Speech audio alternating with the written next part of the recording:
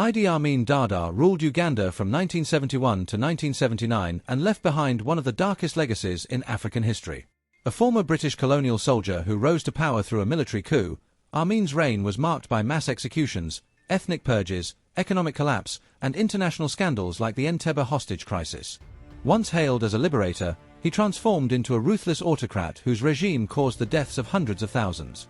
This full documentary traces his rise from a rural childhood in Koboko to his exile and death in Saudi Arabia, offering a detailed, factual, and accessible account of one of the 20th century's most brutal dictators. Welcome to BioExplainer, where you'll find the biographies of the historical figures who changed the world. Subscribe to our channel and help us reach 1,000 subscribers. References used in this documentary are listed in the video description. Narrated by Olesio. 1. Birth and early life in Koboko, circa 1925 to 1941. Idi Amin Dada was born sometime around 1925, though the exact date remains uncertain due to the lack of reliable birth records in Uganda at that time. His birthplace was Koboko, a small town located in the northwest region of what was then the British Protectorate of Uganda.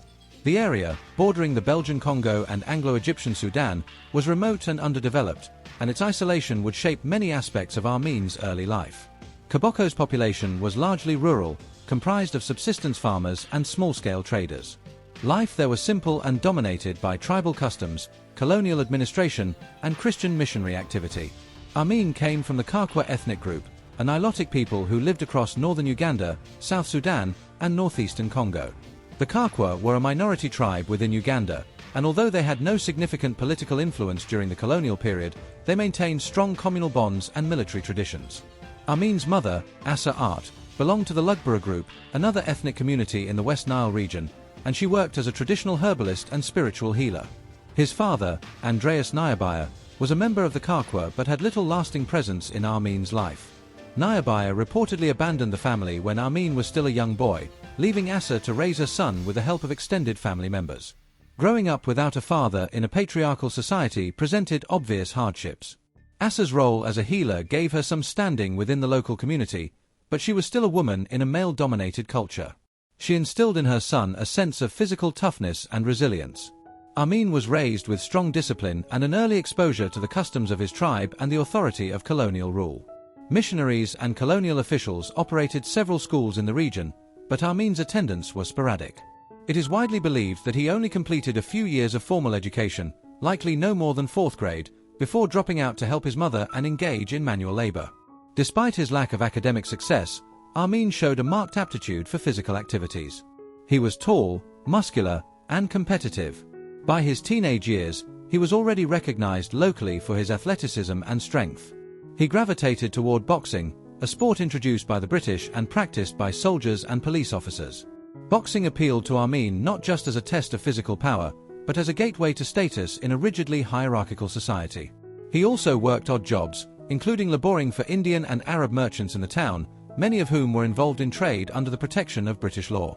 These interactions exposed Amin to the racial and economic divisions of colonial Uganda, divisions that would later play a significant role in his political ideology. While growing up, Amin came into contact with soldiers from the King's African Rifles, the local regiment of the British colonial army.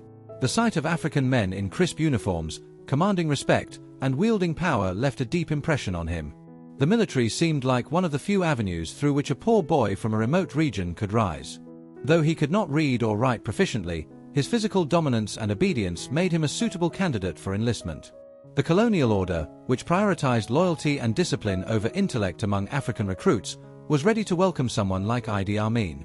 His early experiences, marked by poverty, a lack of formal education, and the rigid hierarchy of colonial society, laid the foundation for a worldview based on physical authority, obedience, and ethnic loyalty.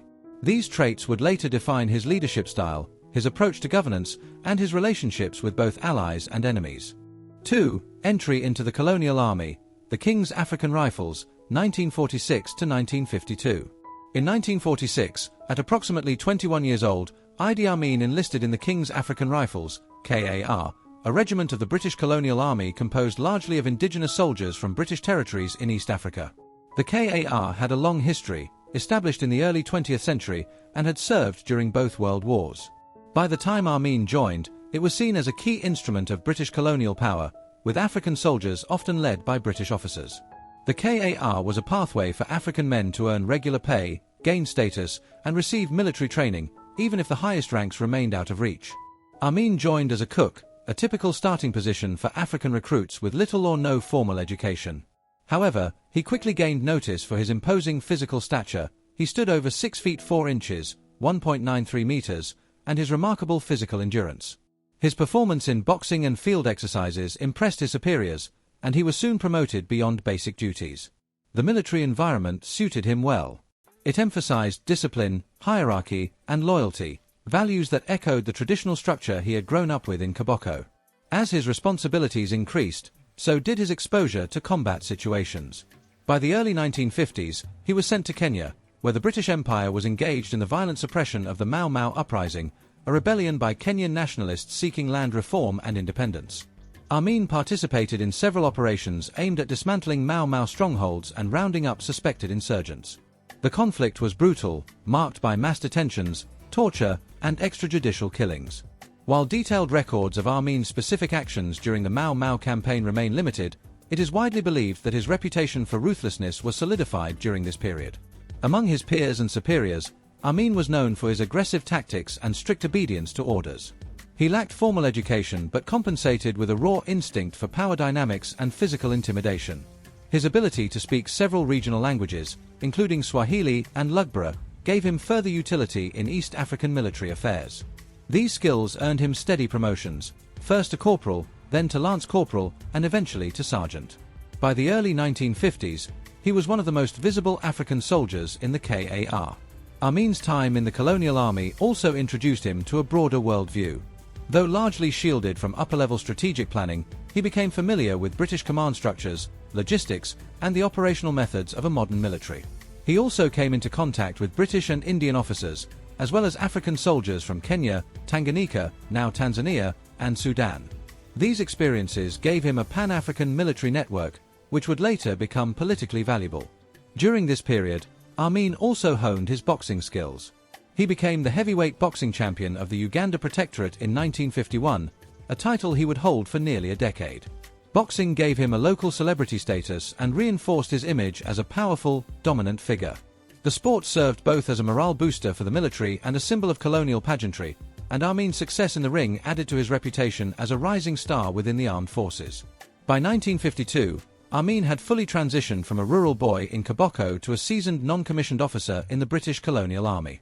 While he had no formal education or political training, he had learned the mechanics of power, how to obey, how to command, and how to instill fear.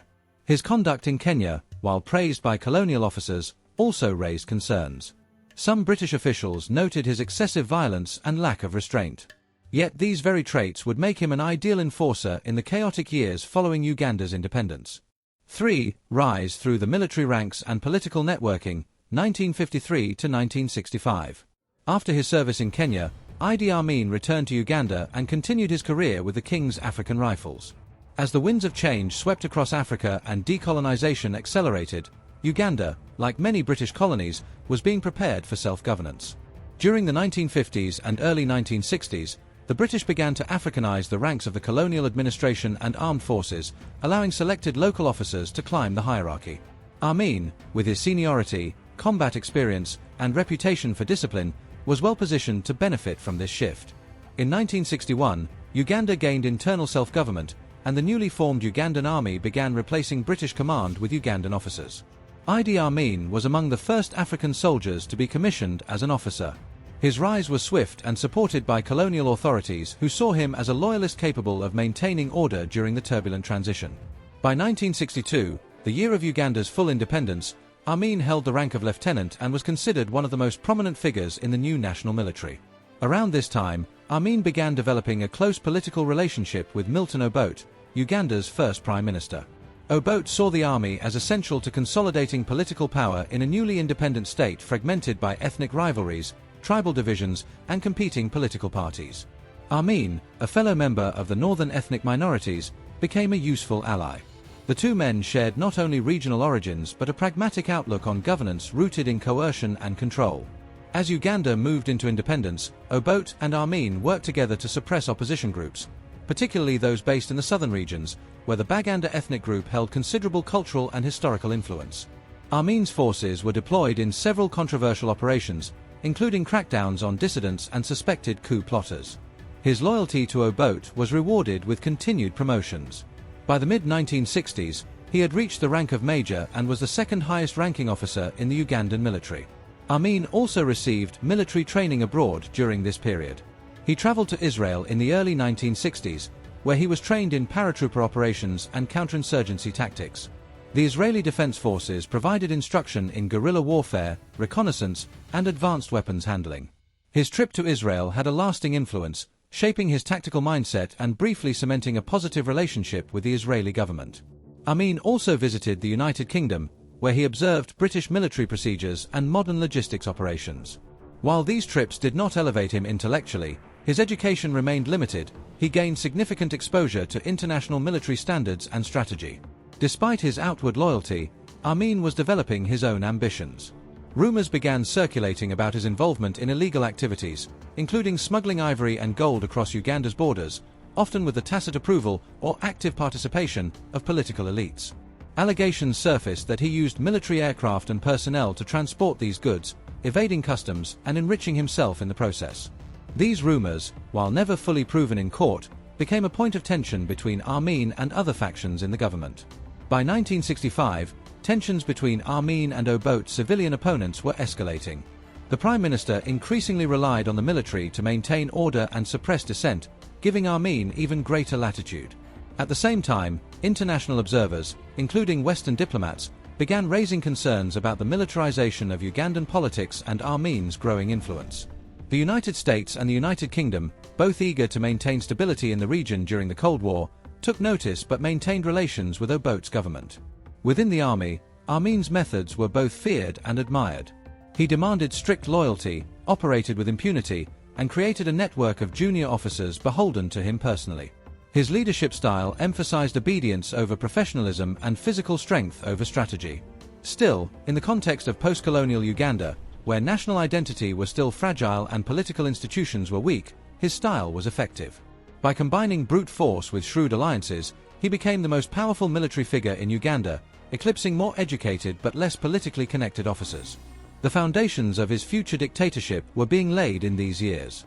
He had established a personal following in the military, built strong ties with the ruling political elite, and demonstrated a readiness to use violence to achieve political ends. As Uganda plunged into political crisis in the second half of the 1960s, Amin would soon find himself at the center of a dramatic and violent shift in power. 4. Coup d'état and seizure of power, 1971. By the end of the 1960s, Uganda's political landscape had grown increasingly unstable.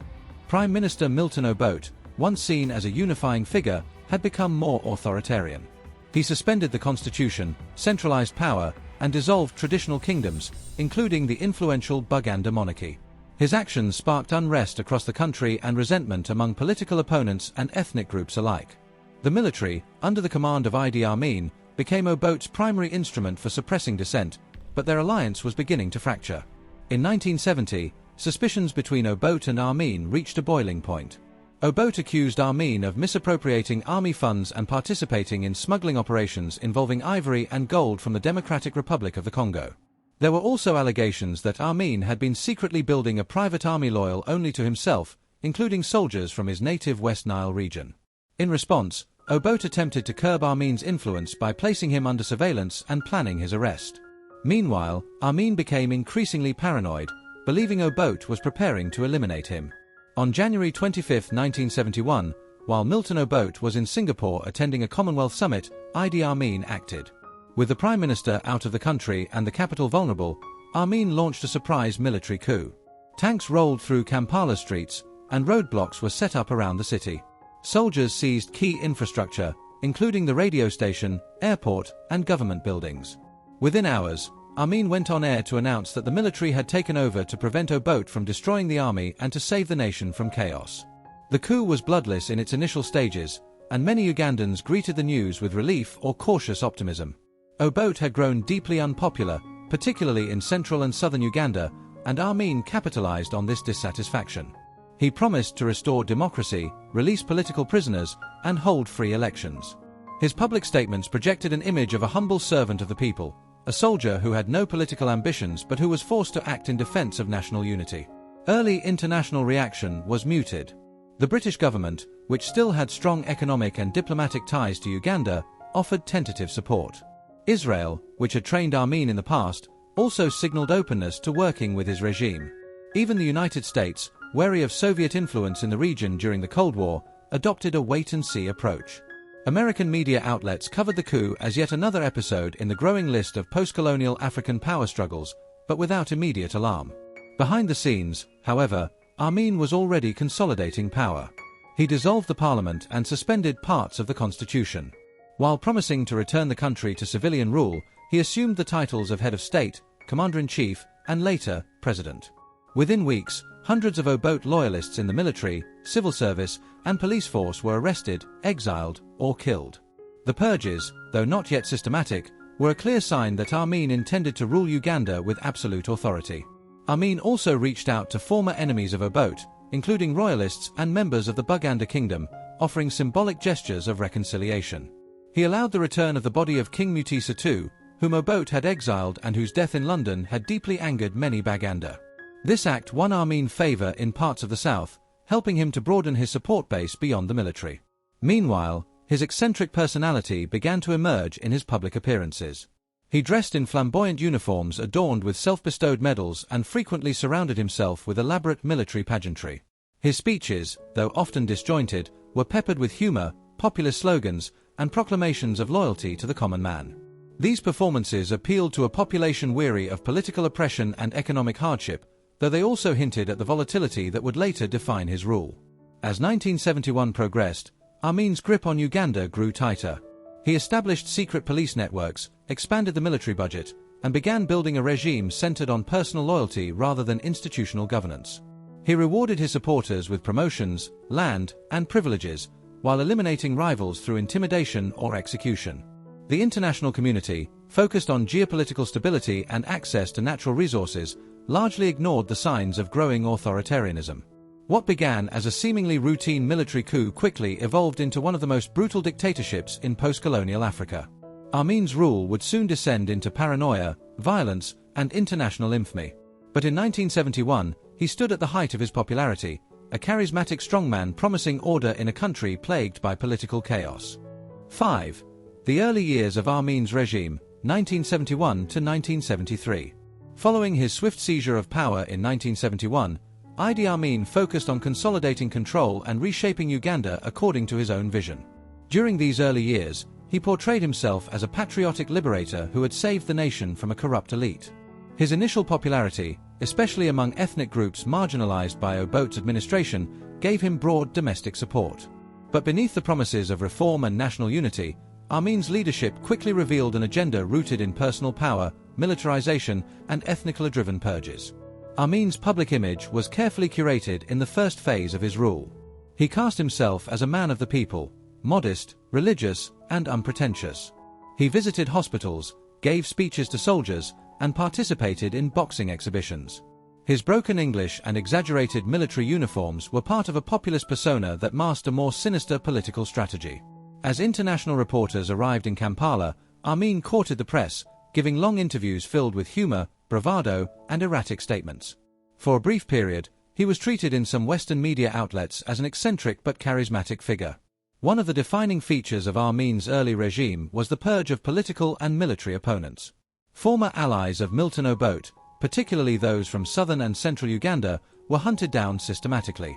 Within weeks, dozens of officers were executed or disappeared under mysterious circumstances. The killings took place in military barracks, forests, and even public spaces. The intelligence services began compiling lists of suspected enemies, and a new culture of fear and silence settled over government institutions. Amin increasingly surrounded himself with soldiers from his own Kakwa tribe and other groups from the West Nile region, replacing professionals with loyalists. In 1972, one of the most dramatic and consequential decisions of Amin's regime was announced: the expulsion of Uganda's Asian population. Amin accused the Asian community, many of whom were descendants of Indian and Pakistani laborists brought to East Africa by the British, of sabotaging the economy, exploiting African workers, and maintaining loyalties to foreign powers. He issued a decree giving approximately 50,000 Asians just 90 days to leave the country. Most of them were British passport holders, prompting a diplomatic crisis with the United Kingdom. The expulsion was framed as an economic liberation act meant to transfer wealth and opportunity to native Ugandans. Amin claimed that God had told him in a dream to remove the Asians.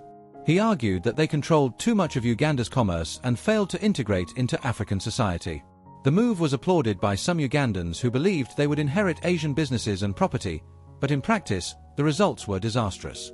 Factories shut down, supply chains collapsed, and a professional class of bankers, doctors, and engineers vanished almost overnight. Economically, the impact was severe. Uganda's industrial and commercial infrastructure, already fragile, fell into disarray. The new African managers lacked the training to run complex businesses, and corruption flourished as military officers claimed shops, homes, and companies for themselves. The collapse of trade networks led to shortages of essential goods, inflation, and unemployment. The United States, which had historically provided development assistance to Uganda, reduced its engagement, while the UK froze aid and imposed sanctions. At the same time, Amin was cultivating a cult of personality. He gave himself extravagant titles, including His Excellency President for Life, Field Marshal Ol Haji Dr. Idi Amin Dada, VC, DSO, MC, Lord of all the beasts of the earth and fishes of the sea, and Conqueror of the British Empire. These titles were part propaganda, part mockery, and part reflection of his growing detachment from reality. Statues, billboards, and posters of Amin were erected across the country, and public institutions were renamed in his honor. He even declared himself the last King of Scotland, a bizarre gesture that would later inspire a fictionalized Hollywood film. Behind the public displays, Amin's regime was growing increasingly paranoid. Surveillance expanded through the State Research Bureau, SRB, a secret police agency that operated torture chambers and underground prisons. Citizens were encouraged to report on each other, and even family members were not safe from suspicion. Disappearances became routine, and bodies were found in rivers and on roadsides. The army, once a professional institution under British guidance, became a tool of political violence and personal revenge. Internationally, Uganda was drifting away from the West. While Amin initially maintained relations with Israel and the UK, his decision to expel the Asians and his growing hostility toward Britain led to a break in diplomatic ties. In their place, he cultivated relationships with Libya's Muammar Gaddafi, the Soviet Union, and East Germany. He also aligned himself with the Palestinian cause and anti-imperialist rhetoric, repositioning Uganda as a revolutionary African state. His rhetoric became increasingly erratic, often combining religious proclamations with personal insults directed at foreign leaders. By the end of 1973, Idi Amin had transformed Uganda into a militarized, ethnically divided, and economically unstable state. His rule was no longer just authoritarian, it was becoming openly violent and unpredictable. The optimism that had greeted his rise to power had largely vanished. Yet Amin showed no signs of stepping back. Instead, he was preparing to take his dictatorship into an even darker and more brutal phase. 6. Height of Power and Reign of Terror, 1973 to 1976. Between 1973 and 1976, Idi Amin's rule entered its most violent and chaotic phase. The optimism and populist charm of his early presidency had all but disappeared. In its place was a regime marked by fear, paranoia, and brutality. Political killings became widespread, and Amin's Uganda descended into what many observers called a reign of terror. His leadership style now relied almost entirely on violence, military repression, and an elaborate cult of personality designed to maintain loyalty and suppress dissent. Estimates of how many people were killed during Amin's 8 years in power vary widely, but most credible human rights organizations agree that between 100,000 and 300,000 Ugandans were murdered. The victims included government officials, academics, soldiers, clergy, journalists, business owners, and ordinary citizens. Many were arrested without formal charges, tortured in secret detention centers, and executed without trial. The most notorious of these facilities was the State Research Bureau, SRB, headquarters in Nakasero, Kampala, where screams of the tortured could often be heard by local residents. Victims were beaten, mutilated, and dumped in rivers or shallow graves. The Nile River, particularly around the Ginger Bridge, became infamous as a dumping ground for corpses. Amin trusted no one. His paranoia extended to his inner circle, where ministers, military officers, and even family members could be killed at the slightest suspicion of disloyalty. Officers were reshuffled constantly, sometimes promoted one day and executed the next. Entire ethnic groups fell under suspicion. The Akali and Langi peoples, closely associated with Obote, were especially targeted. Thousands of their members were purged from the military and government, and many were murdered in mass executions. To secure loyalty, Amin relied increasingly on soldiers from his own Kakwa tribe and mercenaries from Sudan and the Congo. This reliance on ethnic loyalty over merit hollowed out Uganda's institutions and deepened national divisions. The atmosphere in Kampala was one of constant fear. Army patrols were everywhere, and random checkpoints could turn lethal. Citizens learned to avoid making eye contact with soldiers, speaking about politics in public, or even staying out after dark. Nighttime raids were common. Families were dragged from their homes, never to be seen again. Businesses shuttered or fled the country. Intellectuals who had once supported independence now found themselves hunted as enemies of the state. Internationally, Amin's erratic behavior drew widespread condemnation, but also media fascination. He frequently made bizarre and provocative statements. In 1973, he sent a telegram to UN Secretary-General Kurt Waldheim praising Adolf Hitler for having understood that the Jews are a danger to the world. He declared economic war on the United Kingdom, claiming to have defeated the British Empire single-handedly. He even offered asylum to American criminals like the Watergate scandal's Richard Nixon, hoping to appear as a global power broker. His diplomatic antics earned him headlines but further isolated Uganda. In 1976, Amin's government became embroiled in a major international crisis that brought global attention to his regime, the hijacking of Air France Flight 139. The plane, carrying 248 passengers, was hijacked by Palestinian and German militants and diverted to Entebbe Airport near Kampala. Amin welcomed the hijackers and provided them with protection, allowing them to separate Jewish passengers from non-Jews, a chilling echo of Nazi tactics. The hijackers demanded the release of Palestinian prisoners in exchange for the hostages' lives. On July 4, 1976, in one of the most daring military operations of the era, Israeli commandos launched a rescue mission. They flew over 2,000 miles, 3,200 kilometers, to Uganda in complete secrecy, stormed the Entebbe terminal, killed the hijackers, and rescued 102 hostages. The mission was a military and moral triumph for Israel, and a humiliation for Amin. In retaliation, he ordered the murder of Dora Bloch, a 74-year-old Jewish hostage who had been taken to a hospital in Kampala before the raid. Her body was later found dumped near the SRB. The Entebbe incident was a turning point. Western nations, which had already grown uneasy with Amin's human rights abuses, now viewed him as an active enabler of international terrorism. Israel severed all ties. Relations with the United States, which had been quietly maintained for strategic reasons, deteriorated further. Meanwhile, Amin aligned himself more openly with the Soviet bloc, Libya's Muammar Gaddafi, and radical Arab leaders. He granted sanctuary to Palestinian militants, supported anti-Israel rhetoric at the United Nations, and continued to present himself as a champion of African and Islamic unity. At the same time, Amin's grip on power began to show signs of weakness. Uganda's economy was collapsing. Shortages of fuel, medicine, and food were common. Inflation soared. Basic infrastructure, like roads, water systems, and hospitals, deteriorated. Foreign investment had vanished, and even longtime allies were beginning to distance themselves. Internally, his erratic decisions created discontent among his own military commanders. Some began to plot in secret, while others simply waited for an opportunity to defect. Still, Amin remained defiant. He surrounded himself with loyalists, increased surveillance, and continued his reign of terror with absolute confidence.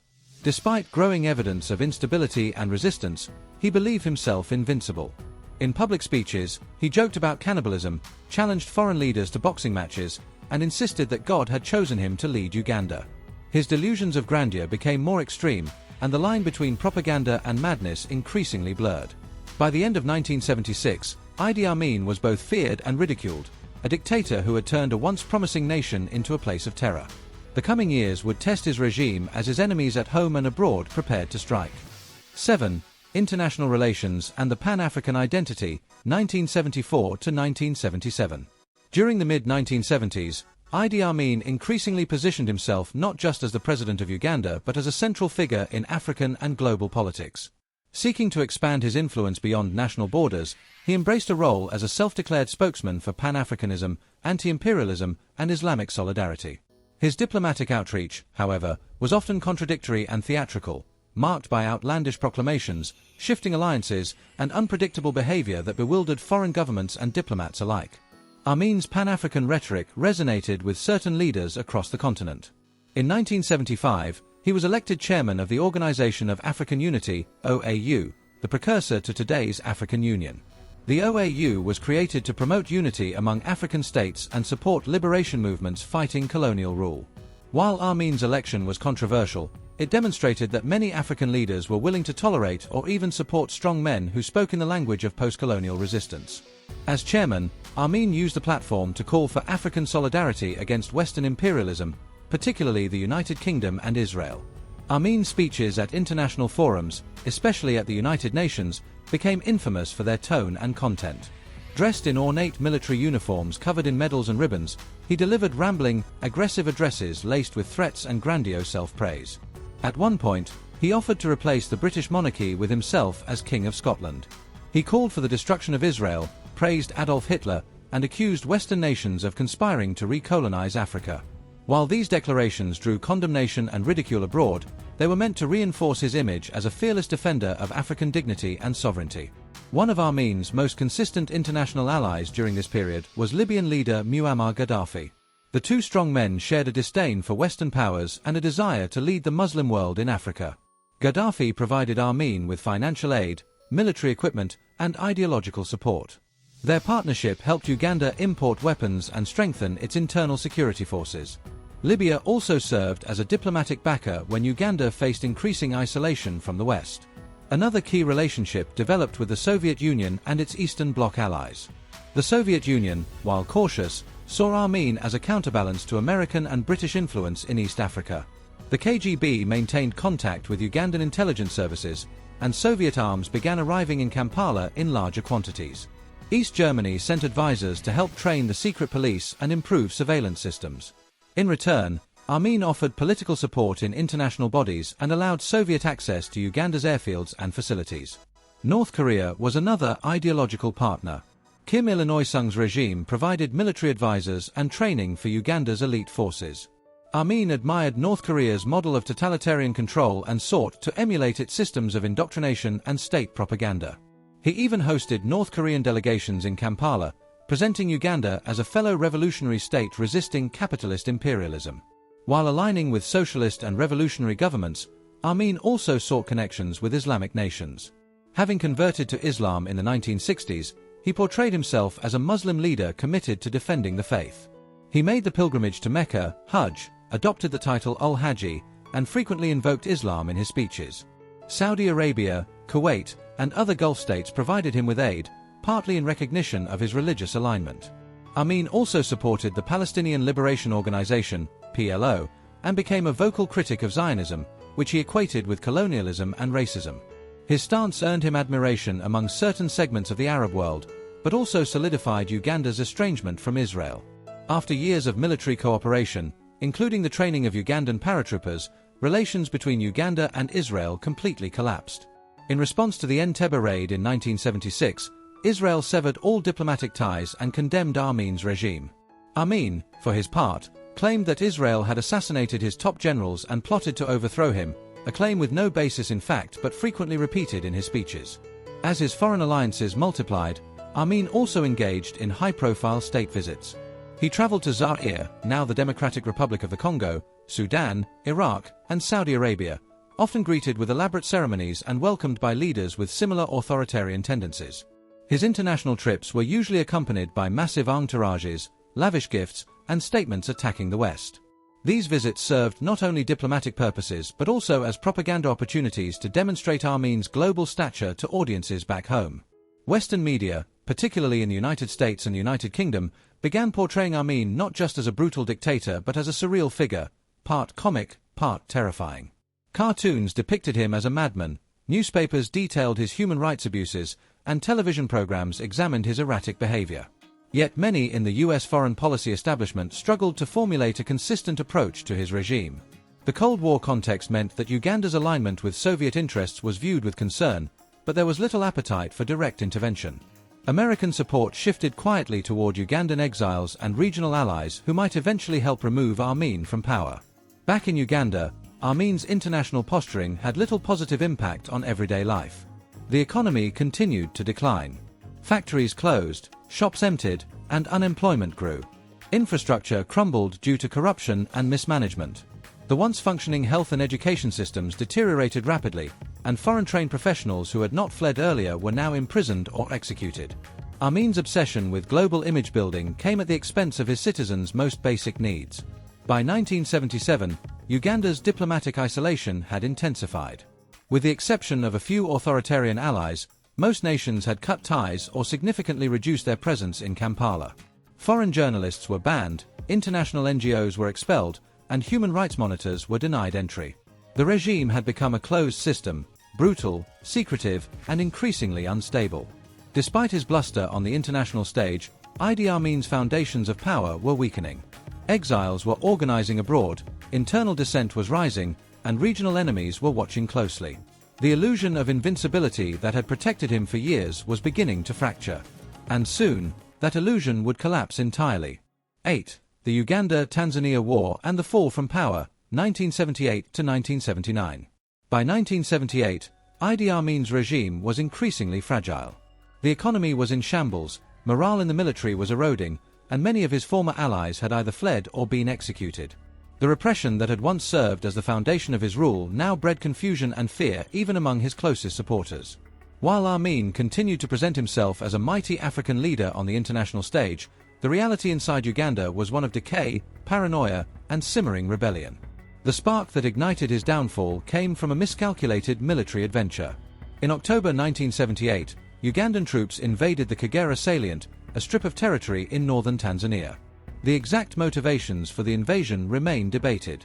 Some sources suggest that the incursion was driven by internal army disputes, particularly a falling out between Amin and Army Chief Mustafa Idrisi, who had been injured in a suspicious car accident and removed from power.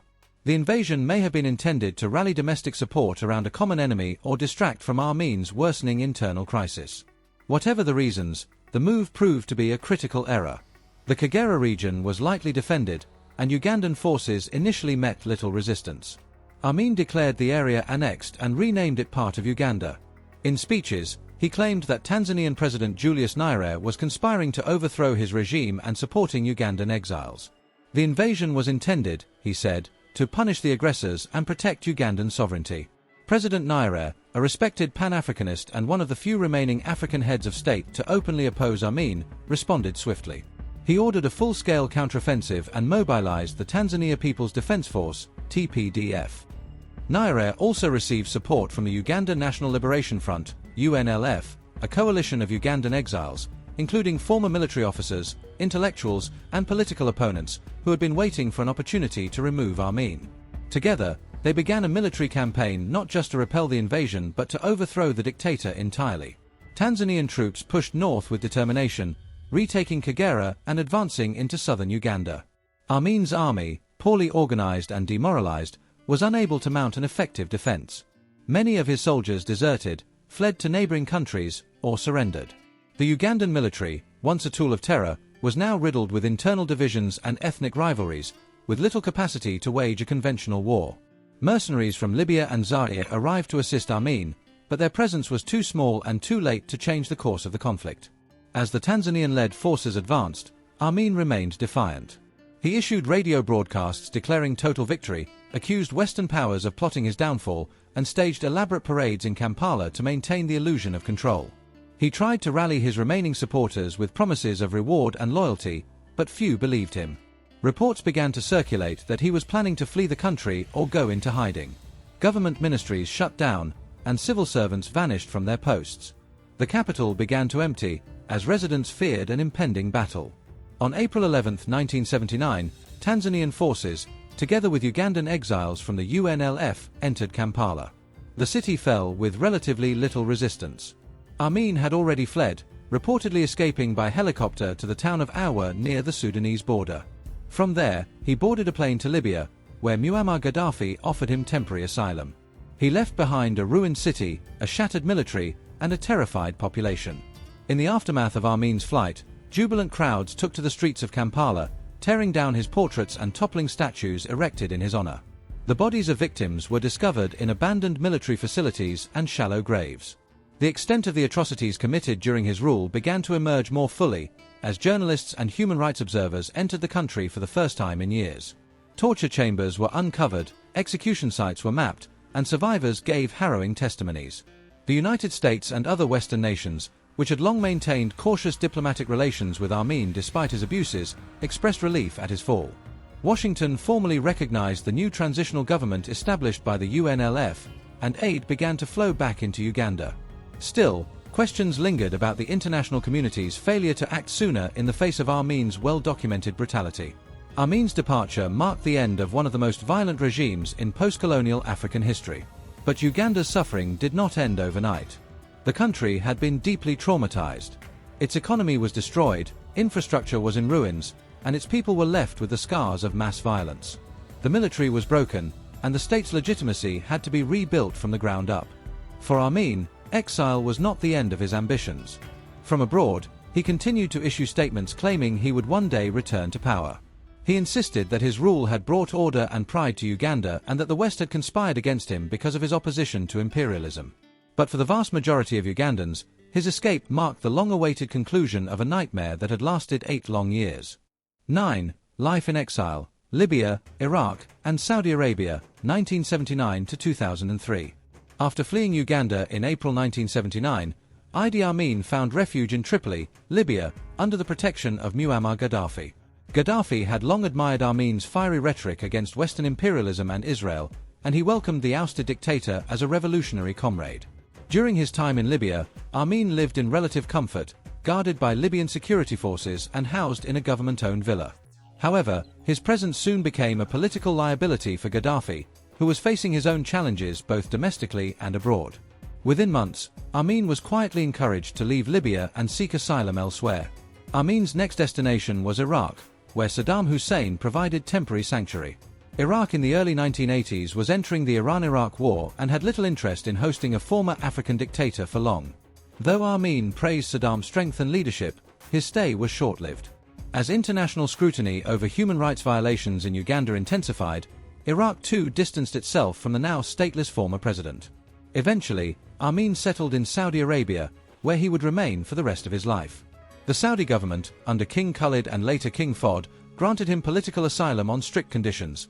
He was to live quietly, refrain from political activity, and never speak publicly about returning to Uganda. In return, Amin was provided with a spacious residence in the port city of Jeddah, a generous stipend, personal staff, and access to high-quality medical care. He lived in a secure compound, largely out of the public eye but under constant monitoring by Saudi authorities. Though he abided by the Saudi government's rules publicly, Amin never ceased to see himself as Uganda's rightful leader. In private, he maintained contact with supporters across Africa and in the Middle East. Some Ugandan exiles and loyalists continued to refer to him as the president and even entertained plans for his return. Amin occasionally gave interviews to foreign journalists, during which he denied responsibility for the massacres committed under his rule, claiming instead that he had saved Uganda from collapse and tribal war. He presented himself as a misunderstood nationalist who had been targeted by Western powers and betrayed by ungrateful compatriots. Amin also leaned heavily into his religious identity during his years in exile.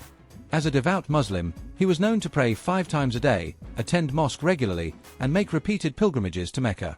He often appeared in public dressed in traditional Islamic attire rather than the elaborate military uniforms that had once defined his image. Some reports described him as quiet and contemplative, while others noted that he continued to display flashes of the charisma and bombast that had once captivated large crowds in Kampala. Despite his low profile, Amin remained a source of political tension. Uganda's new leaders, including former President Milton Obote and later Yoweri Museveni, repeatedly requested his extradition to face justice. Human rights organizations also pressed for his arrest, citing the widespread atrocities committed under his regime. However, the Saudi government refused to comply, citing their asylum agreement and a broader reluctance to interfere in African political disputes. As a result, Amin lived out his life without ever facing trial or formal legal accountability for the crimes committed during his time in power. Throughout the 1980s and 1990s, Amin's family expanded considerably.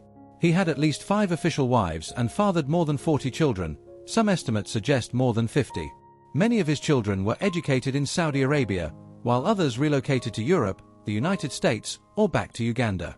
Some of his sons later pursued careers in politics, business, or the military, and a few sought to restore the Amin name to respectability. One of his sons, Idi Amin, would briefly attempt to re-enter Ugandan politics during the 1990s, though with little success. Amin's health began to decline in the late 1990s. Reports indicated he suffered from high blood pressure, diabetes, and kidney failure. In July 2003, he fell into a coma and was admitted to King Faisal Specialist Hospital in Jeddah. As news of his condition spread, the Ugandan government under President Museveni refused to allow his body to be returned for burial should he die.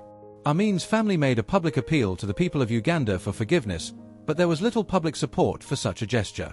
The wounds of his regime were still raw, and few were willing to entertain the idea of reconciliation.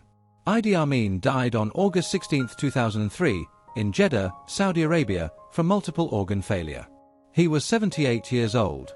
He was buried quietly in a local cemetery, far from the country he once ruled with fear and violence.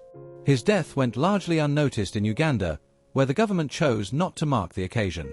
For many Ugandans, Amin remained a symbol of terror, a reminder of a lost decade in their nation's history, a time marked by disappearances, poverty, and silence.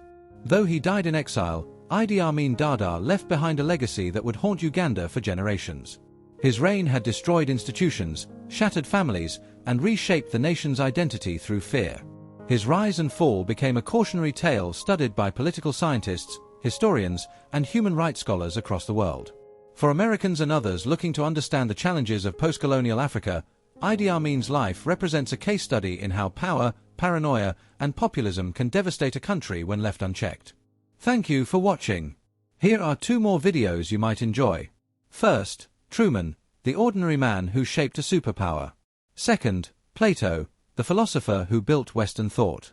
Don't forget to like, comment, and subscribe to BioExplainer for more powerful stories from history. Click the bell so you never miss a new biography.